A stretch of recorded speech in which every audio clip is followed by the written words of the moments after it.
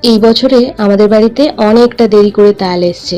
তাই মা লুচি রুটি পরোটা বানানোর আগে আমি ভেবেছি আজকে তালের বড়া করব, যেটা খেতে আমাদের বাড়ির সবাই ভীষণ ভালোবাসে। এই প্রথমেই আগে তালটাকে ধুয়ে নিয়েছি আর তালের উপরের খোসাটা ছাড়িয়ে নিচ্ছি। আর আজ যেহেতু দুটো তাল একসাথে ছাড়িয়েছি, তাই জন্য মাকেও আজকে আমার কাজে লাগিয়েছি। মা আর আমি মিলে চট জলদি তাল থেকে তালের পাল্পটা বার করে নিচ্ছি।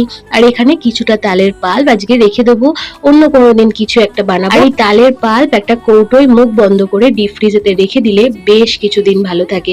তাই জন্য আজকে কিছুটা বানাচ্ছি, আর একদিন অন্য কোনো রেসিপি বানাবো। এবার তালের পাল্পটার মধ্যে মিশিয়ে দিচ্ছি পরিমাণ মতো ময়দা, সুজি আর একটু বেশি চিনি।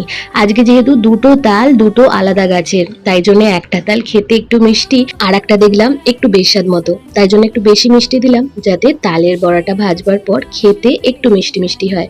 তাই কিছুক্ষণ মেখে আমি রেস্টে রেখে দিয়েছিলাম। সুজিটা একটু ফুলে গেছে, তারপরে এবার ভালো করে ফেটিয়ে নিয়ে একে একে কড়ায় সাদা তেল গরম করে ফুলুরিগুলো ভেজে নিচ্ছি।